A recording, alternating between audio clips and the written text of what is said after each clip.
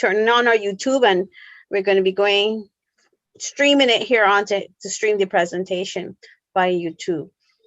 So good evening again, and we have our guest speaker with us. There are 9 of us who have joined us, and we thank you for joining us this evening, but we're going to not waste any time. We're going to ask Marlene to introduce our guest speaker, and we're going to go right into it. Okay, thank you very much. This evening, our topic is dealing with anxiety, and none other than Miss Melanie Sealy will be doing that presentation. Melanie Sealy is a graduate of the University of the West Indies Cable campus with a Bachelor of Science degree in psychology with honors. Melanie is a Christian and also a volunteer counselor at CASA. She is also a research assistant of Dr. Ayo Harper, who is a counseling psychologist and lecturer at UWI.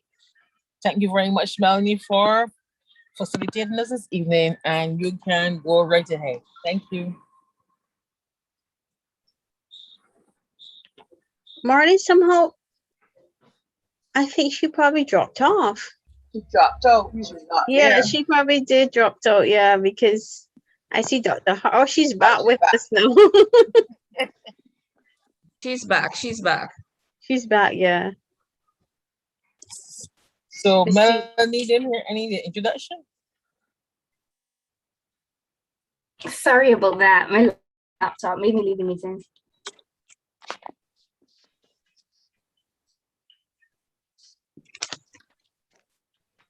I don't think she heard your introduction, Marlene. You maybe want to just do a few things, say.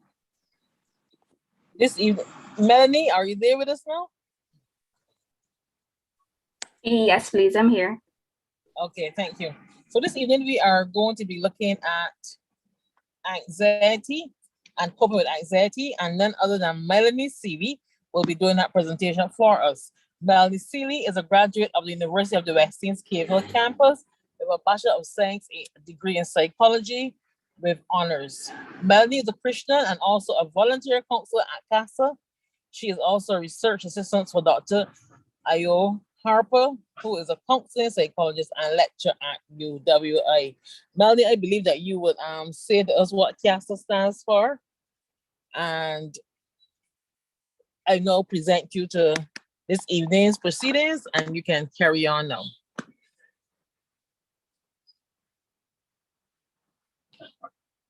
Thank you so much for your introduction. And CASA is basically a volunteer service, a counseling service for individuals who are experiencing substance abuse.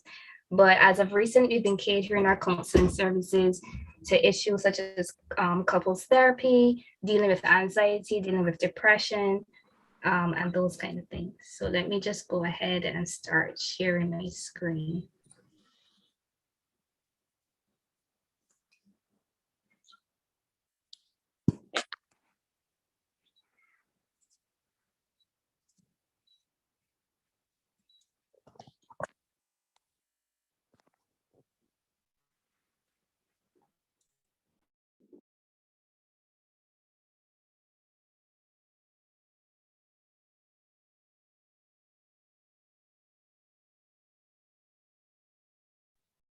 Okay, so can you see my screen?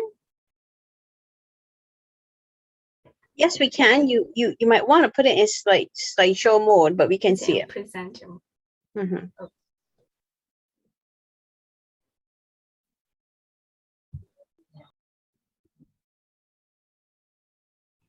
Okay, so here we go. So this evening's topic is going to be on dealing with anxiety.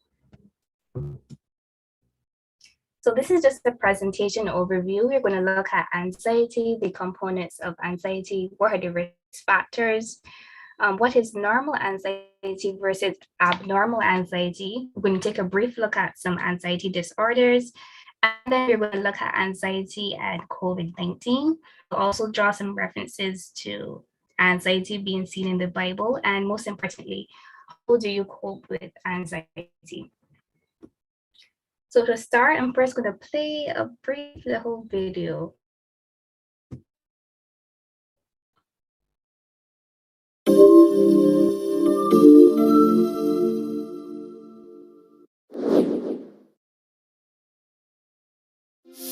There's no way I'm going to pass this exam. I don't even want to show up. I was so uncomfortable at that point.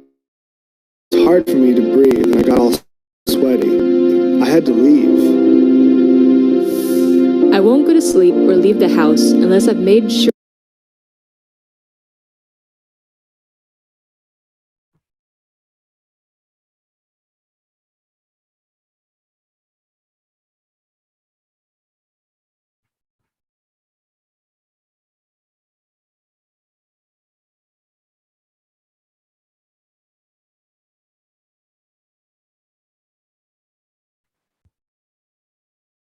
Hello? Hi. Is it only me, or I'm wondering if it's only me, but I can't hear anything else. I don't know if others are experiencing the same problem. Marilyn? The stove is off and the doors are locked. Sometimes it Okay. goes 3 or 4 times. Okay, you can hear now? Yes, I can hear now. So I'm hoping that they can hear as well. Yes, we can hear. Okay. Okay. I have to get to the airport 5 hours early. You just never know what might happen.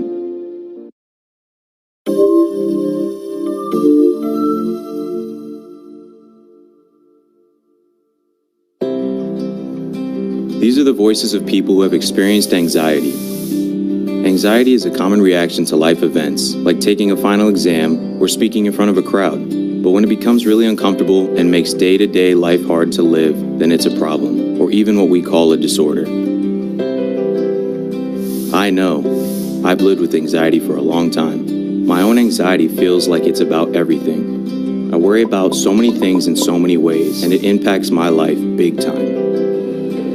I stress about things that are about to happen or might happen, and it means I can't really focus on where I am or who I'm with. Sometimes my heart pounds, I speak really fast, and I kind of snap at people. My family gets really frustrated with me. When it's really bad, I have a knot in my stomach all the time.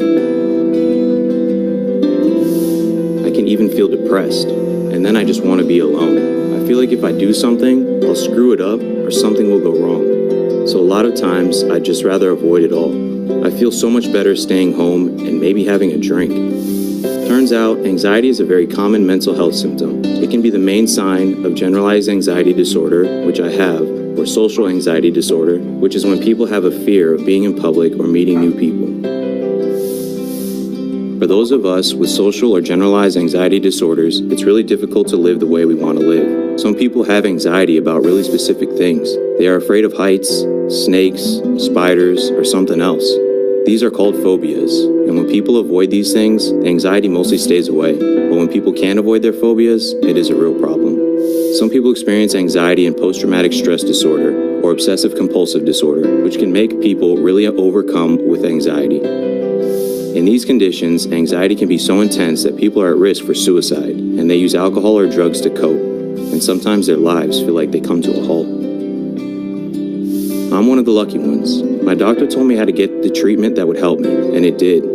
I understand now what my anxiety feels like, when it happens, and what I can do about it. I learned some great coping skills, and even just naming it keeps it in perspective.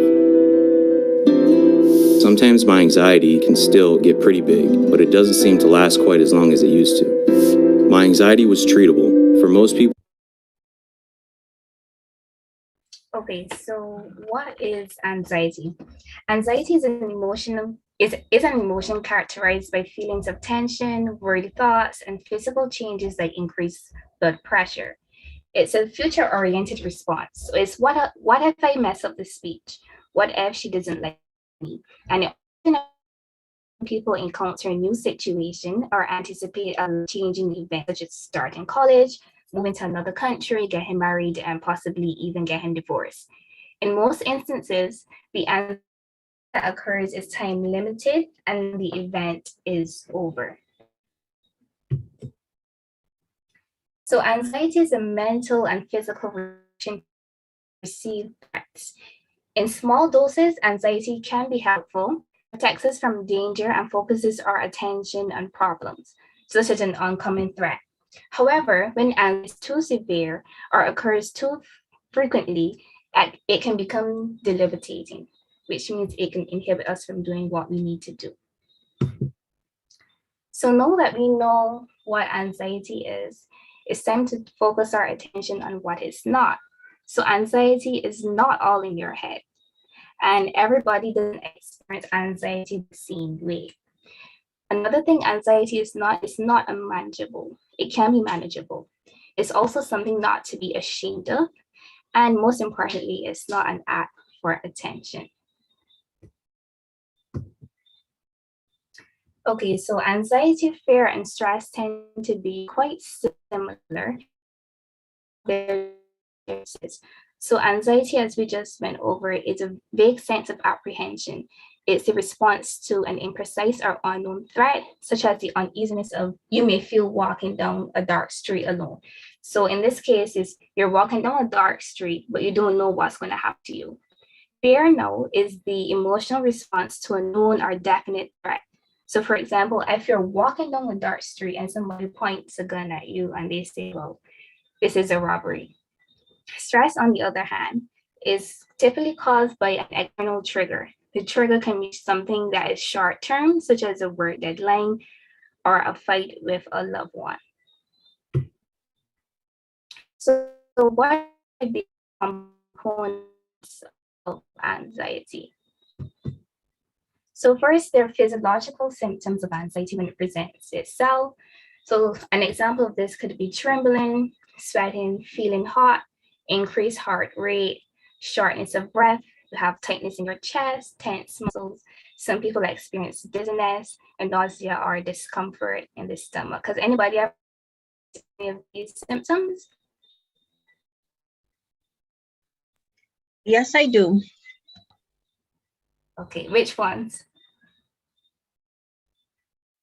I might sweat and feel hot. Okay. Increased heart rate.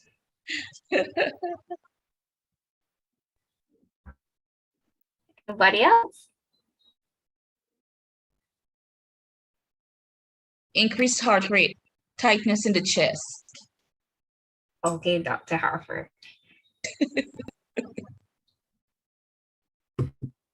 Okay, so there are also cognitive symptoms. And what this means is that these are thoughts that pervade our mind. So in the event of you feeling anxious, you may think, what if I fail? What if I embarrass myself and everybody laughs? What if I don't do as well as I thought? What if something bad happens to me and my partner or my child? What if I don't fit in and nobody likes me? What if this spider bites me? These are all the questions that tend to raise the mind when you're experiencing anxiety. There are also behavioral symptoms. So there are typically two behaviors that can occur. You either escape or avoid the feared object, event, or situation. Escape or avoidance springs temporarily from distress.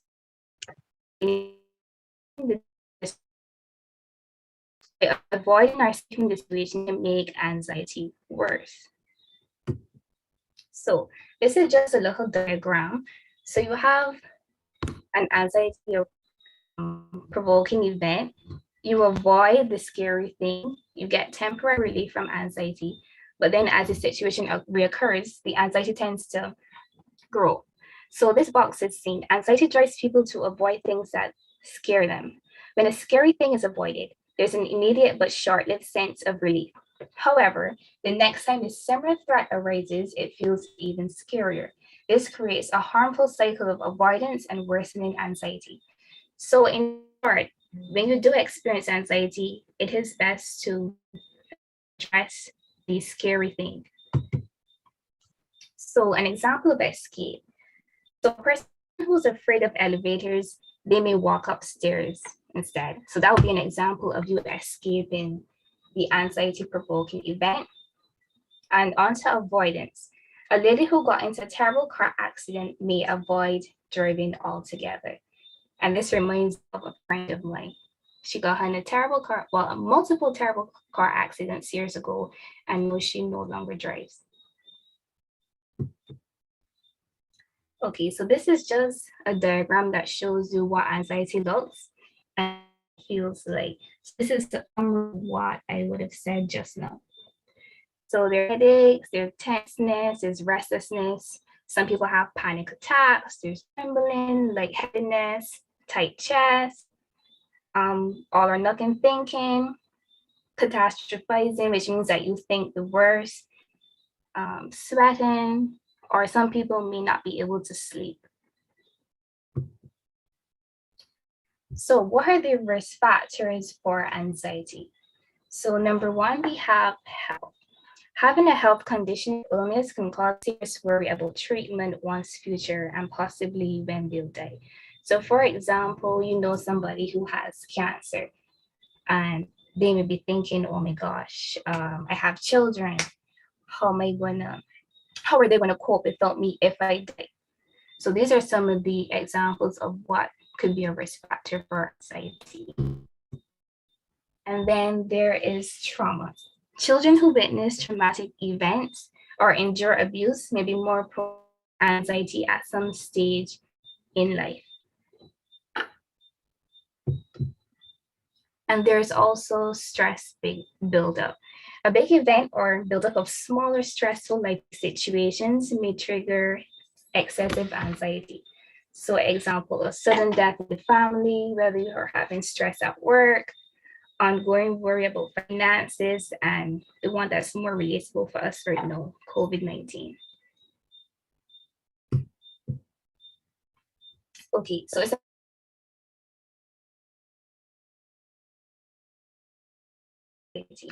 normal anxiety is typical anxiety as a response to stress. So this is being nervous for an important exam or your driving test, being nervous to on a date, being nervous to possibly present, typical situations that we may encounter on a day-to-day basis.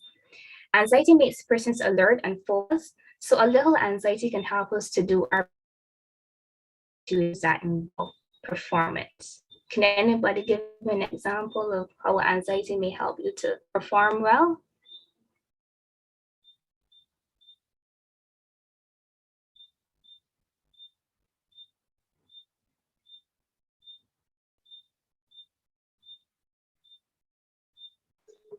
It might clear your head to give you some sense of streamlined focus. So you don't have any distractions, and so you put your all everything into it. Yeah, and then you say to yourself, oh, you know, I have to pass this driving test. I have to pass this driving test. Exactly. So it can be once it's in a decent amount. Thank you, Kiana. So then we have abnormal anxiety. And this is persistent nervousness and worries that don't go away, even when there's nothing to be stressed or worried about. Too much anxiety can cause people to feel overwhelmed, tongue-tied, or unable to do what they need to do. So an example of this is, Greg was about to leave home for work one morning, but he decided to make some checks around the house before leaving. He spent several hours ensuring that every door and window was locked, the oven was turned off, and the iron unplugged. As a result, Greg was several hours late for work. So this is an example of abnormal anxiety. And what's important to note here is that Greg being so anxious about making sure that everything was locked and everything was in order before he left caused him to be late for work. So one of the key factors that determines that you have abnormal anxiety or you may be experiencing abnormal anxiety is that it prohibits you from doing what you would normally do on a daily basis or from getting on your day you should. So in this example, it causes work. So this is just a basic summary of anxiety and abnormal anxiety or an anxiety disorder. Normal anxiety is a reaction to stress or difficult times. It's triggered by a specific stressor. It has a start and ending point. It usually starts just about before the event and it ends after the event is over. As I was telling Kian, it can be helpful and it can be motivational as well. It lessens significantly or disappears away from stressful situations, such as when the event is over. Relaxing often helps you feel better. It's a response to toxic situations. However, now, anxiety disorders, they often come out of nowhere. It's intense and it's a disproportionate emotional response. It's ongoing and lasts weeks or interferes with your day-to-day life, as in getting to work on time.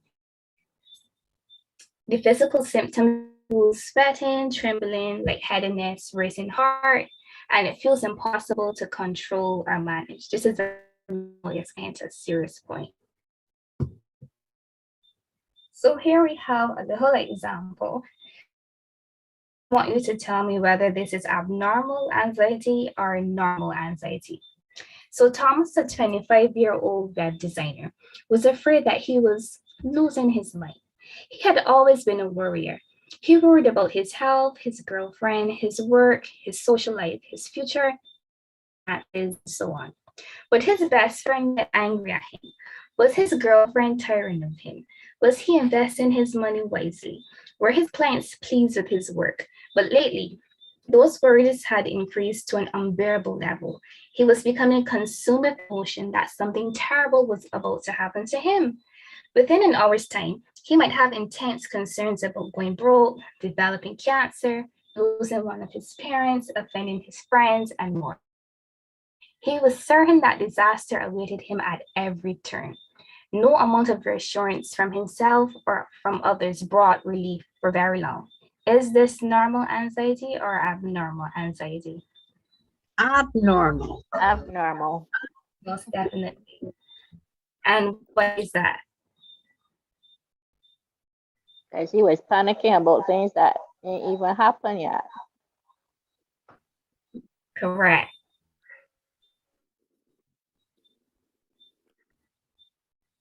Anybody else? He was also panicking about stuff that wasn't even relevant. Correct. It seemed to be coming out of nowhere. Okay, good.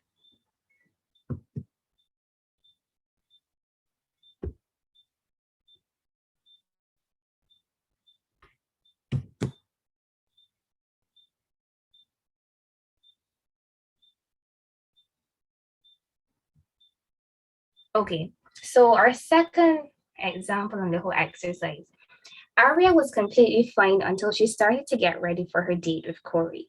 She knew him well from youth group, and she never got nervous when she saw him. However, she started fidgeting when she was putting on her makeup. She wanted it as perfect as possible. In her mind, she wondered how the date would go, and if Corey would really enjoy spending time with her. When Corey showed up at her parents' door to escort her to his vehicle, she began to feel in her stomach. On the way to the movies, her hands were sweating profusely. After her date, Ari was back to her normal self. She no longer felt nervous. She even asked herself why she was so nervous. She enjoyed her date with Corey. Is this abnormal or normal anxiety? Normal. Normal. And why is that? Well, she went back to normality right after the date, and she be able to give like her own. She wasn't obsessed with the moments of I don't want to say anxiety. She wasn't obsessed with it. She went back to normal very quickly. Correct. Her main concern was whether Corey was going to like her, and that probably would have been anxiety provoking for her. So you're right. It is normal anxiety. So now we have anxiety disorders, and I'm just going to go over this briefly because none of you have any anxiety disorders. So there's generalized anxiety disorder, and this is excessive worry occurring more days, not and lasting at least 6 months.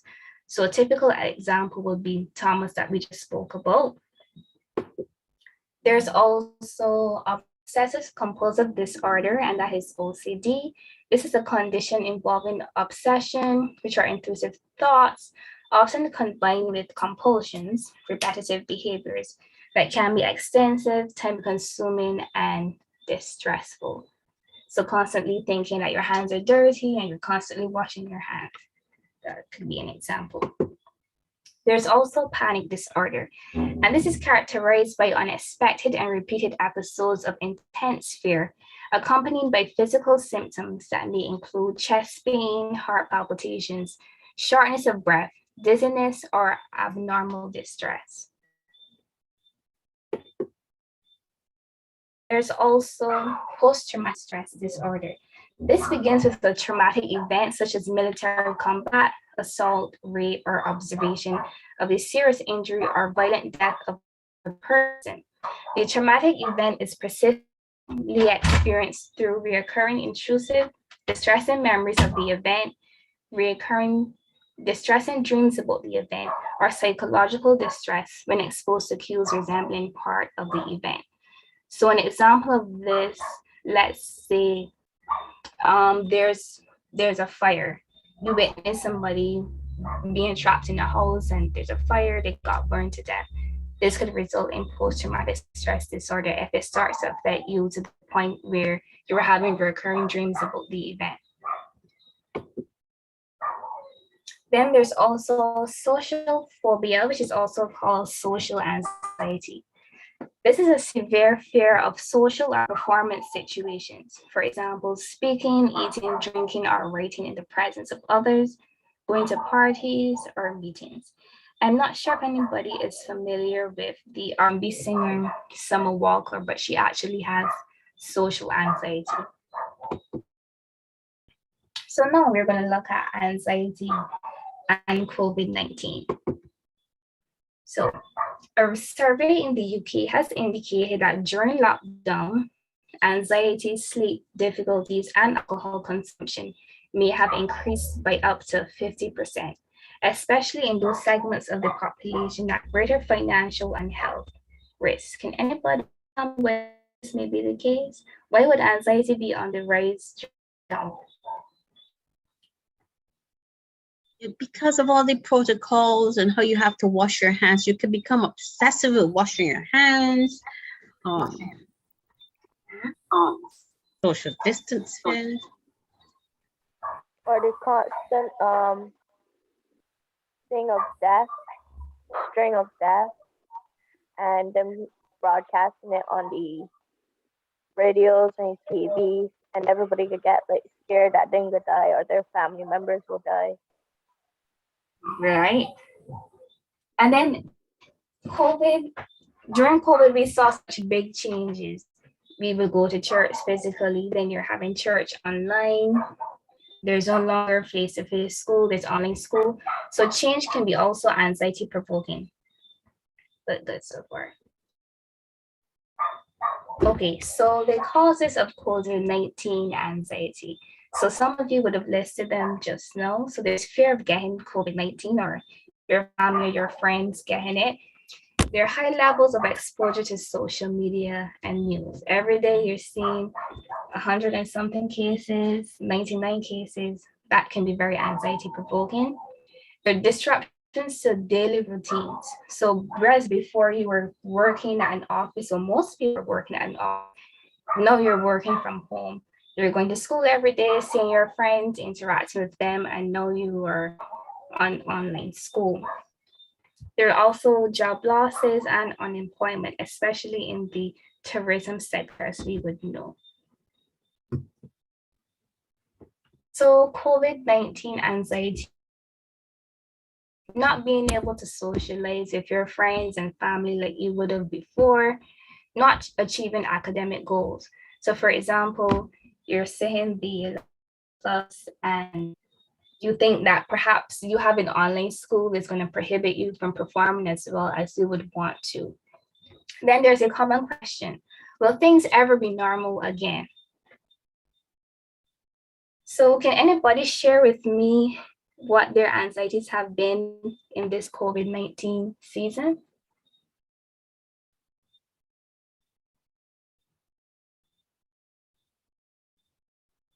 What are you most worried about?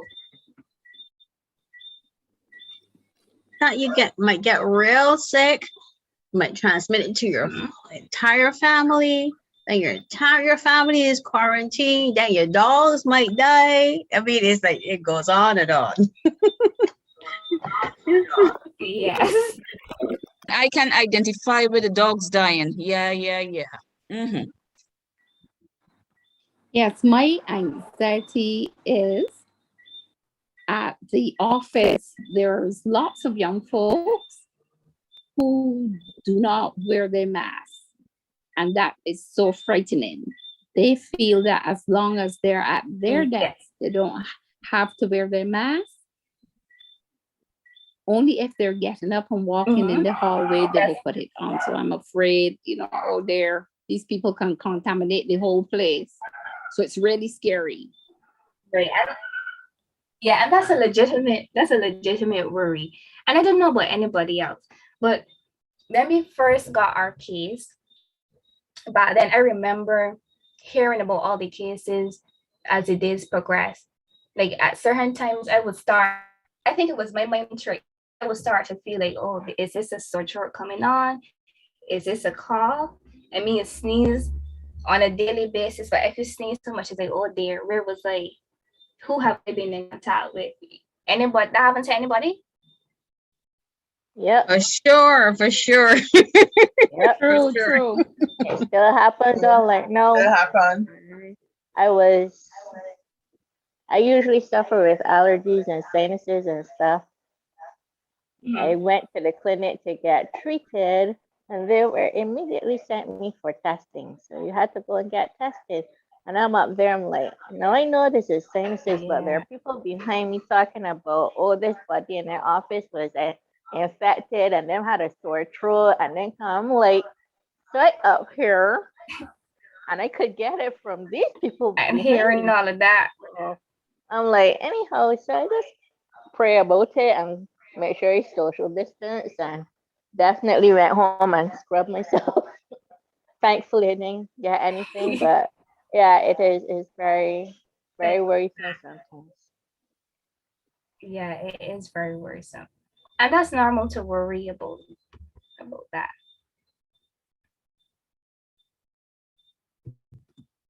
So now I'm just going to share a brief video about COVID-19 anxiety.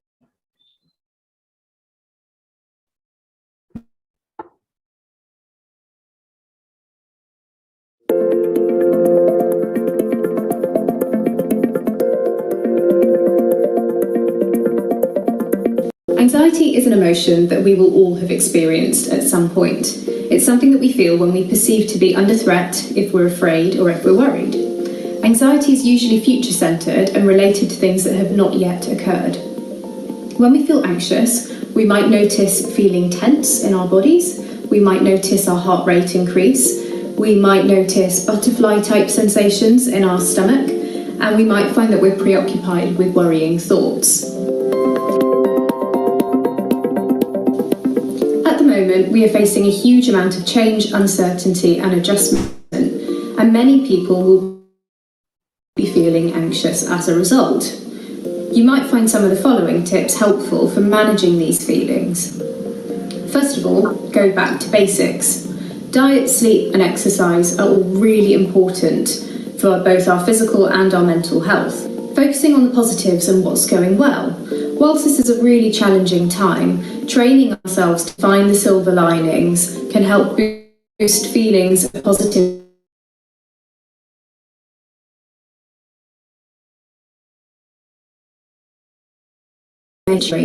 for a few things that maybe you didn't have time to do before. You might find that you have more time available to spend with your partner, your children, or your pets. You might find that you're connecting more with friends and family virtually because of social distancing. Keeping connected with others. We're social creatures, so it's really important that we maintain our social connections and relationships. Technology has made it easier than ever before to keep in touch with friends and family over this time and to be creative over how we do this.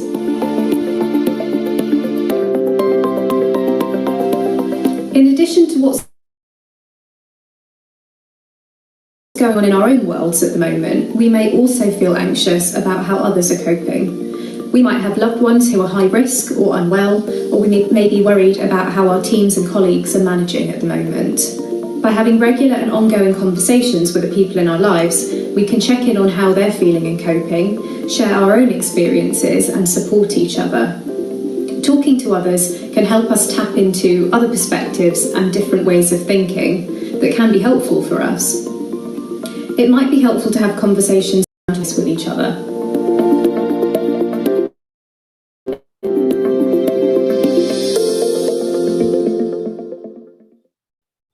Okay. Okay, so last year, when this whole COVID-19 thing would have sparked, two researchers in the UK, they actually came up with a term that they call COVID-19 anxiety syndrome. And their research found that this is the inability to leave the house because of COVID-19 fears, frequent checking for symptoms despite not being in a high-risk scenario like me, and avoiding social situations or people.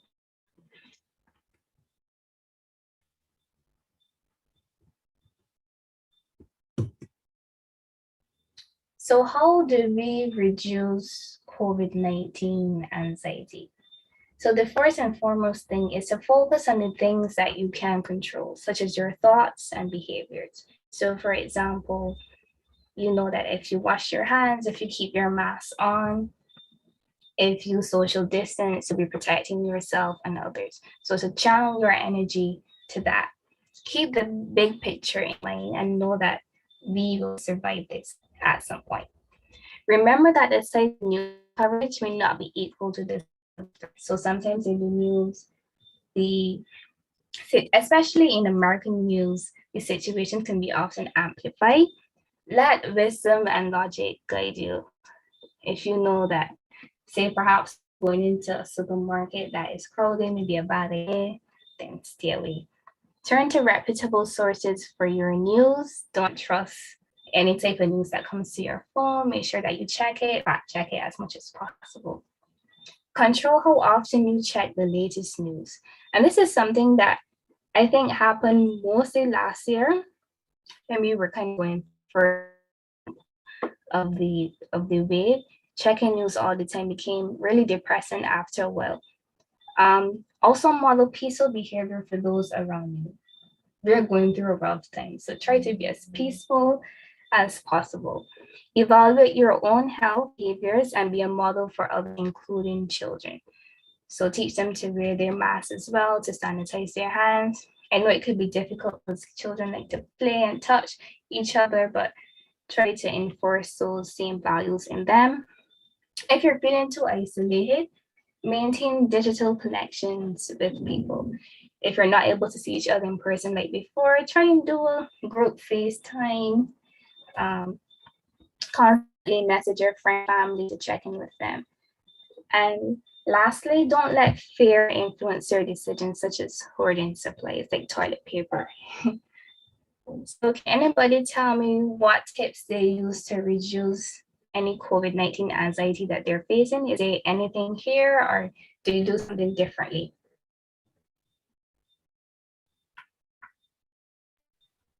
I listen to some worship music. That really helped me recenter my Yes. focus and God. Yeah, that helped. Yeah, it does. I didn't hear what Tony said. What did you say, Tony? I said I listened to some worship music, which really helped Okay. recenter my focus. Okay. I pray and say, Lord, protect. Yes. Yeah, that too. Yeah, for sure.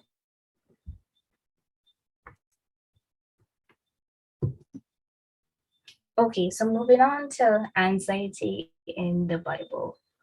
Obviously, back then, there wasn't a term anxiety, but we can infer that it would have been anxiety. So first, we're going to focus on Job. So it can be said that Job experienced anxiety after his many personal losses. He says, I am not at ease nor am I quiet, but I am at rest, but turmoil comes. So imagine having as many things as you can possibly you're having a lot of material possessions, and then you go from being as rich as possible to having absolutely nothing, losing your children. To be an anxiety provoking situation. You have to be worried about his. Then we also have the famous story of Jonah. So it's obvious that Jonah experienced anxiety when he refused to preach to the Assyrians and he went in the opposite direction. He also probably experienced anxiety when he was in the storm, especially knowing was the cause of the storm. And then being swallowed by a whale has to be anxiety provoking, right? Definitely. Yes. Yeah, agree. Yeah. Then we also have Elijah. So he became anxious when he was rebuked while he was anticipating a moment of triumph. He was pressured to perform miracles. This resulted in a way when Israel needed his leadership the most. So it can be said he suffered from spiritual anxiety. And this is a type of anxiety that is related to a commitment to God. So this shows us that commitment to God does not necessarily exempt us from being anxious. It's a pretty humane feeling of being anxious. But in God, we know that we can overcome. So how do you cope with anxiety? So we're going to first look at some biblical ways. So of course, scripture. So we have Psalm 23, verse 4, which says, "Even when I walk through the darkest valley, I fear no danger because you are with me. Your rod and your staff, they protect me. Then we have Psalm 55:22, which says, "Cast your burden on the Lord. He will support you. God will never let the righteous be shaken." And we have 40:31, which says, "But those who hope in the Lord will renew their strength. They will fly up high up. They will fly up on wings like eagles. They will run and not be tired. They will walk and not be weary." Then we have Isaiah 41:10. "Don't fear, because I am with you. Don't be afraid, for I am your God. I will strengthen you. I will surely help you. I will hold you with my righteous strong hand." So these are reminders of God's promises to us in times of anxiety.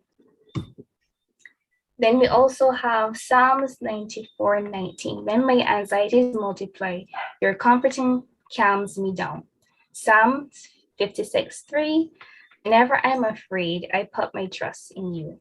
Then we have 1 Peter 5:7, which says, "Throw all your anxiety onto him because he cares about you."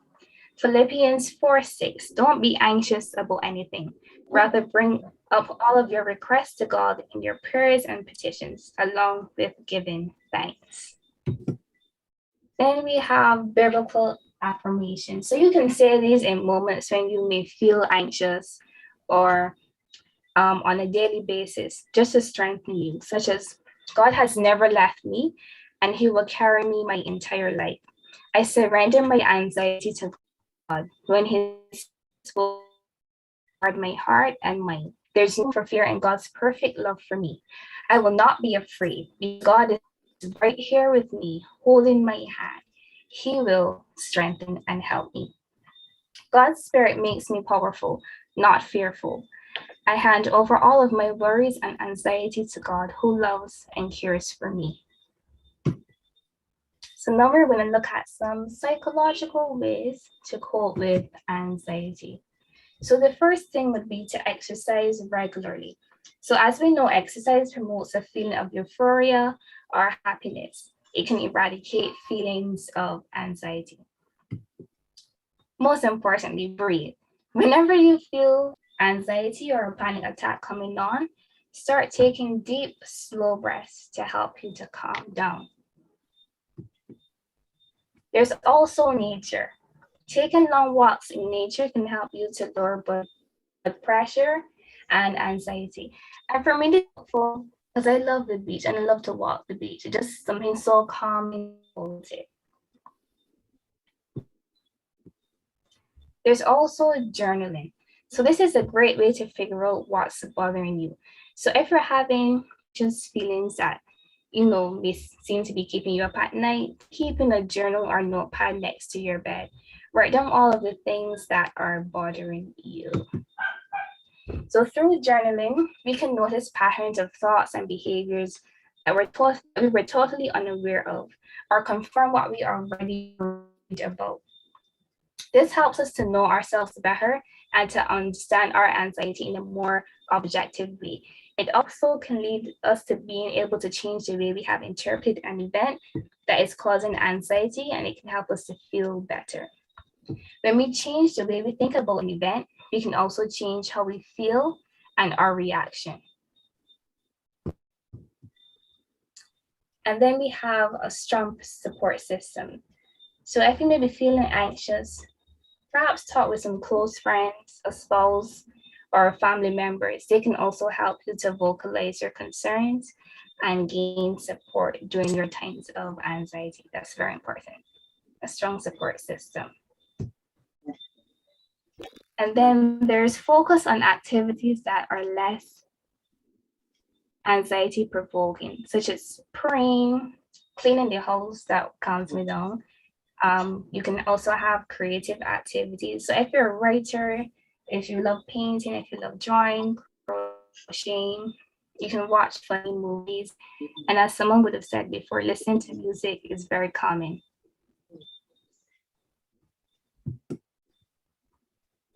Okay, so this is an anxiety exercise. And this is something that I would usually use with my clients. If you're experiencing anxiety, think about what is something that you are worried about, and you can write that down. So then you can think about what will happen instead of what could happen. It can help you to worry less. So whenever you start to worry, you can answer these questions. So what are some clues that your worry will not come through? And you're down. So if your worry does not come true, what will probably happen instead? This is thought tracking. If your worry does come true, how will you handle it? Will you eventually be okay? After answering these questions, then you ask yourself, how does your change? So in this exercise, you're basically keeping track of your thoughts and thinking logically about the future and how you can possibly handle these anxious feelings so you don't feel too overwhelmed.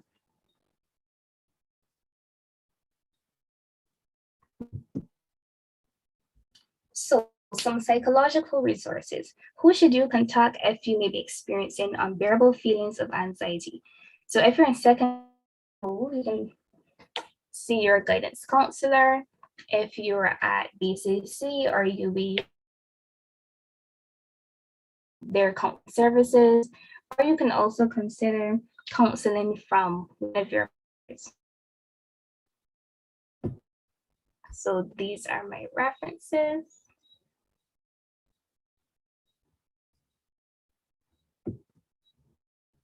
And that's the end of my presentation. Any questions?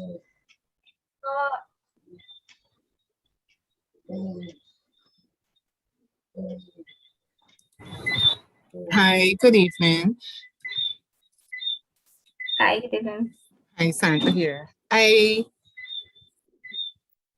Amongst the Bible verses that was quoted, the one that I usually quote, I didn't think that you have it up, but mine for every single morning is Psalm 91 verse 10. Mm-hmm.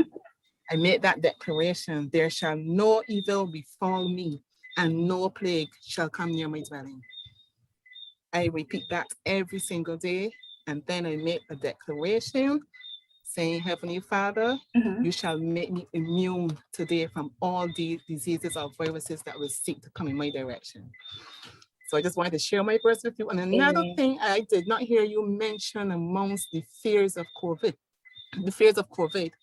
that is a real fear amongst so many people, and that is taking the vaccine.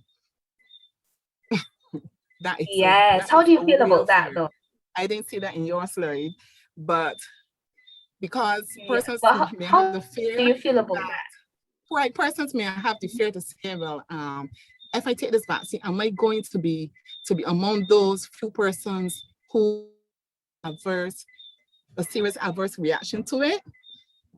So I think that is causing, that aspect of it is causing fear amongst a lot of persons. So I just thought I would add that. Thank you so much, Sandra.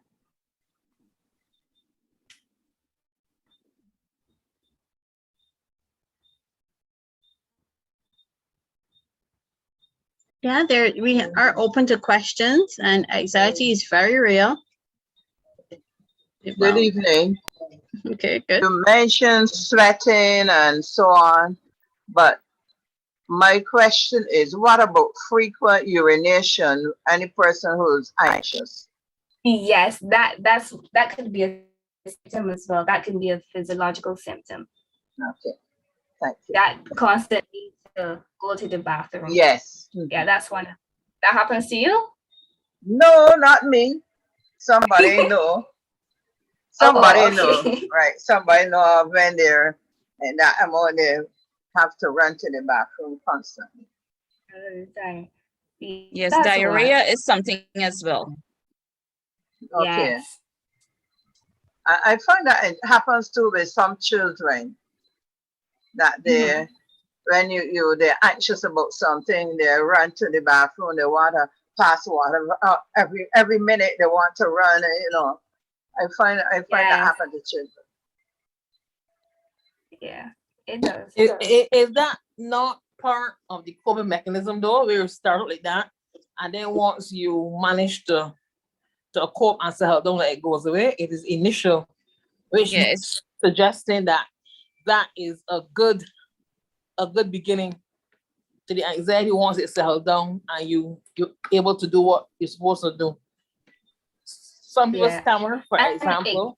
Some people stammer. Some people go to and then as they get the speech going on and on, they start to really settle down when that fear start to go. So your fear is beneficial initially for good performance.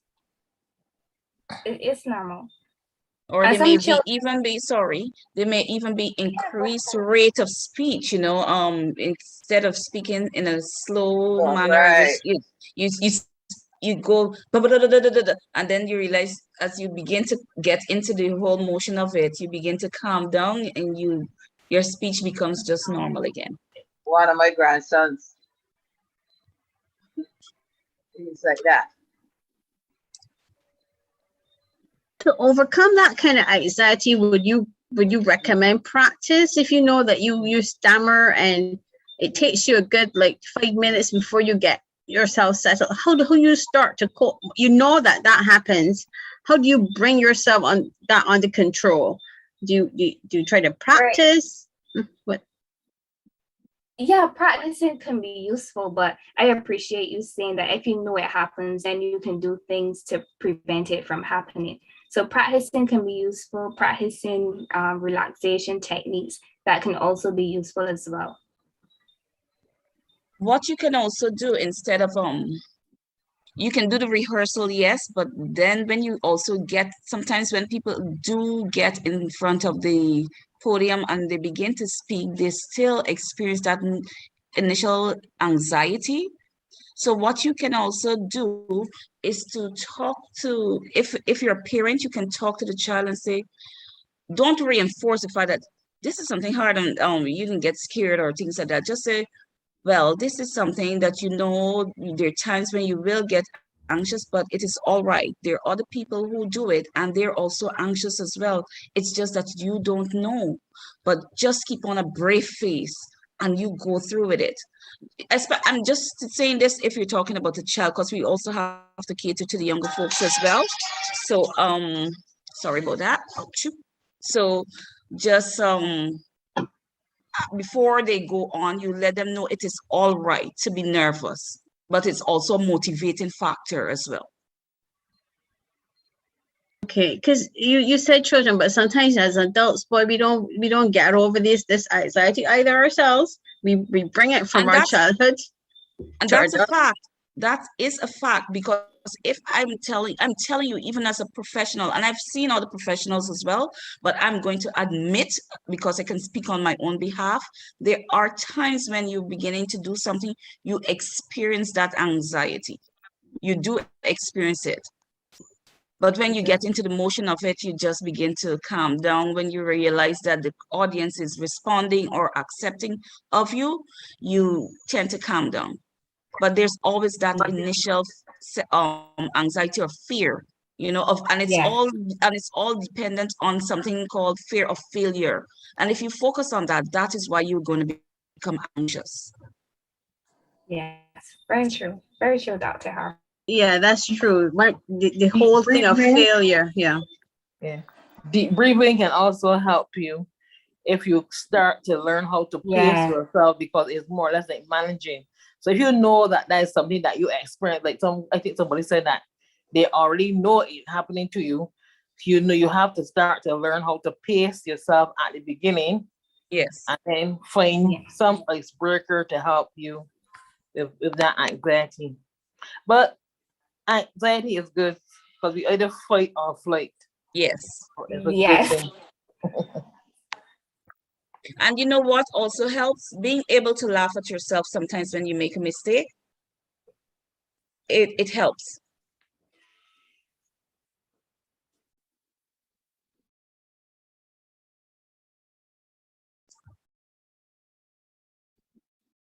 Hello? Everyone Yes, gone? we heard. No, we're still here. We're still here. We're listening to you. Okay. Okay, so any thoughts from anybody else? I want to ask about within recent times we have a lot of suicidal ideation that being reported. Some results in suicide, and so I am going to ask you to speak a little bit on that. Not a long time. It is out of your topic. I'm not sure, because the anxiety obviously comes in, say, well, I can't get done. And particularly something you get to 11 plus children, you get 11 plus exams to get a kind of anxiety. Sometimes you got the examination at CXC, you get real nervous and anxious. So I wonder if you could spend a couple of minutes just telling us how we could encourage our kids how to cope. Right. So that's normal, and that's something that's called exam anxiety. And I think I'm going to focus on that for next week's session. But that's very important, especially. Oh, okay. Especially in terms of the 11 plus, because there's this intense pressure is on the child, and then it's coming from parents, and we want you to go to Common, we want you to go to QC or XYZ, and that can be very pressuring for the child, especially in this year's situation and last year when we were in the midst of COVID. So to cope with that, what I would say would just be to make sure you do the best that you can do to prepare the child, and the child is adequately prepared for the exam. Again, stress those relaxation techniques, deep breaths, encouraging them and letting them know that they're capable of doing well. But I find a lot of parents tend to put that pressure. The pressure more so comes from them. And then on to your second question about the recent suicides. Well, I'm not sure about the main cause of them. I think during this period, you have a lot of unemployment. People are having relationship issues. Pretty much every area in your life is being tested. So that puts increased pressure on you, and you're worried about the future. Am I going to achieve my goals? Will I ever find a job again? So all of that can be very anxiety provoking, and not everybody can cope with that well. Not everybody has strong enough of a support system to air these grievances to. And even in cases like that, you may meet somebody who they may have a strong support system, but they're just not willing to talk to people that kind of way. I don't want anybody thinking that something wrong with me or I have any mental health challenges. So they tend to keep all of their thoughts and worries on the inside. They bottle that up. And then when they can't take it anymore, then they go ahead and do something drastic. So that is pretty much it. And there are also times when persons may contemplate suicide because it's like a fall from grace, especially with all the disruptions that came as a result of COVID. Persons who are in certain sectors of society and have to know. Sorry? You're hearing me? We can hear you. Oh, sorry, because I was Yes, getting a we hear. feedback. Yeah, Yes. yeah. Certain persons from certain sectors or status in society, if they believe that they have fallen from grace, they're gonna think that this is a worst case scenario, and the underlying problem with that is pride, and pride is not of God anyhow, that kind of pride. So, you know, it causes persons to do things that are not contrary to what the word of God would have said to us. So it drives some people to think about taking their own lives. They've set certain standards that they can't believe that they can't live below for it. Right. It's that's, you know, for example, if you suddenly, if it's, for example, if you were in a relationship and you were always referred to as a we and us and stuff like that, then it's broken, and then you were the kind of individual who used to live a lavish lifestyle, and suddenly you're living a single life and you don't have that support system, you don't have the finances anymore. The shame, the sense of shame and humiliation would be so much for you to bear that you think that the best thing out is for you to just end your life, or the fact that I just can't live. Your life becomes so fused. If your life becomes fused with the life of your individual and you don't have a sense of identity, all of these things would drive you to do things that we would consider reckless behavior, engage in reckless behavior as well. But there's so many other factors. If you want us to go into details about something with suicide, it would be a totally separate subject from this anxiety. Anxiety, yes, is one of the underlying factors, but as the root cause of the problem in the majority of cases would be pride. And that would be a separate topic altogether. So if you would like us to talk about that at some point of time, you can let us know. Okay, is anybody interested in suicide and the cause of suicide? We can do a poll, no? We have some young people here, Adeline, Cara, and Samuel, and we have Lizzie. This session is about you. You want to talk about your anxiety, the young people? Okay, I don't know if this would encourage them, but I can share, for example, when we spoke about the fear of failure, I am talking about my experience when as a child in primary school, and I was the honor student in school all the time throughout my school years, and the entire school expected me to go to one of the top schools when I finished writing common entrance. And when that did not happen, my family were my father especially was so mad with me because I made I embarrassed the family then. And that sense of shame that I caused them made me as a child felt like, oh my God, life is not worth living. I honestly had those thoughts. I did not go to the extent where I wanted to commit suicide, but those were the thoughts that I should just shrivel up and die, move away. Not even though I'm thinking I should shrivel up and die, I did not want to die. But those were thoughts.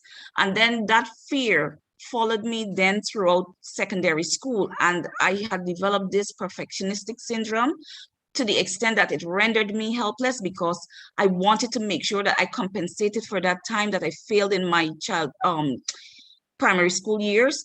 And as a result of that, it was a guiding light for me in high school. And again, when I got to the stage for for CXCs now, I messed up again because of the pressure again, knowing that my family also expected me to pass. Now, when that happened, that is when I actually contemplated, like, you know what? It is best to just end this thing because nobody would love me unless I am passing. So my thought process at that time would be, you are only loved if you are successful. You guys get what I'm saying? I'm shouting because the rain is falling. Yeah, I understand. Right. So I can And it's identify with you. sorry, I can't hear. No, I said I could identify with you, and Oh, and it is for this reason that I also told myself that if I'm ever in a position where I have to be a guide to young people, I will help them and help them to learn in a different manner rather than under the pressures of living up to parental expectations, because it could be very detrimental. So that's all I'm saying. But as I said, if we want to go deeper and into more things regarding suicide, we can also do that for another topic. And please forgive me for sounding like I'm shouting, but it's really pouring up here. Where are you located? Christchurch, Kingsland. Oh, okay. So we should be getting it soon then. I was saying, You're can hearing she it? send some Can down you hear it? here? No, we're not getting any rain. No. I figure so because yeah, I can't hear it in your background. Oh, it's pouring though. It's pouring. Okay. All right. Any other questions? Oh, y'all not getting any other? Okay. No. Any other questions? Lizzie, any question from you? Cara Samuel? Adeline? Antonia? See what else is there? Any adults, any more questions? Anxiety is very real. I saw somebody gave me a pop quiz and I wasn't very happy about it. I was very unsettled. It put me straight back to primary school. And I said it was too old for this at my stage of my life. I was not very pleased. It took me a little while to settle in. I don't even know if I settled that day. Okay. Okay. All right. I don't see any more questions from anybody. We will continue next week. Am I right in saying that? I don't see any more questions. We have some visitors that's joining us, a support team for Miss Sealy, and we have Dr. Harper who also joined us. We're happy. I saw somebody else, a graduate from UA, I believe that's also some supporters and some people that came in. So next week we will be dealing with, we would have a session 2. And one of the points that Ms. Sealy has mentioned that we will be dealing with exams and exam pressures and parent pressures, which is a real thing because they're the ones, that set the goals. And sometimes if you don't meet the mark, then you think that you're a failure all this time. It's really the basis of seeming like a failure. Yeah. So next week we will continue. And do have your questions. Sister Sandra is saying hello. Thank you very much. And do make some questions because we don't just want to get information, but we want to be able to give you information so you can apply it and be real and deal with these situations. Like I said, I went in this class and I said, at this stage, are they still doing this as students? Just getting a pop quiz or giving you any information beforehand and think that you're going to well adjust. Immediately that was a change. So I mean, sometimes people just use the authority without giving consideration for students. Mm-hmm. So it's something that we have to deal with because everybody doesn't seem to see the other person's point of view.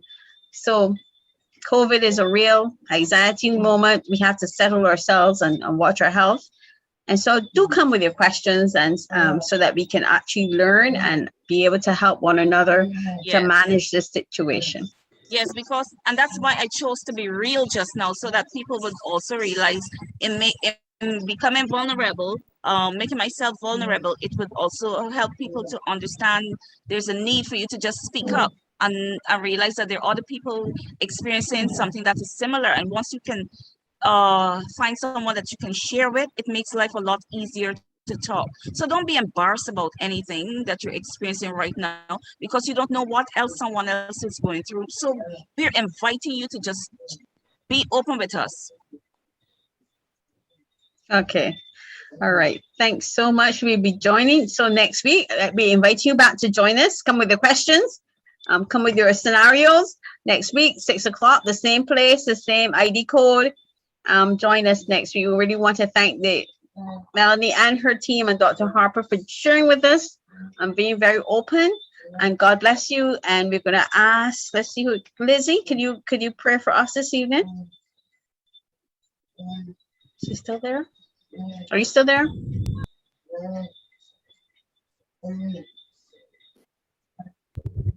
Okay.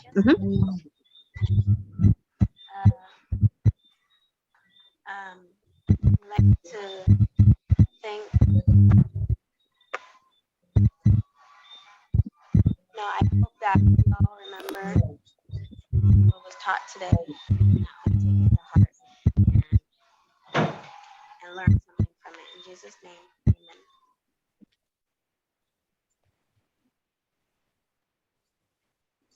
amen.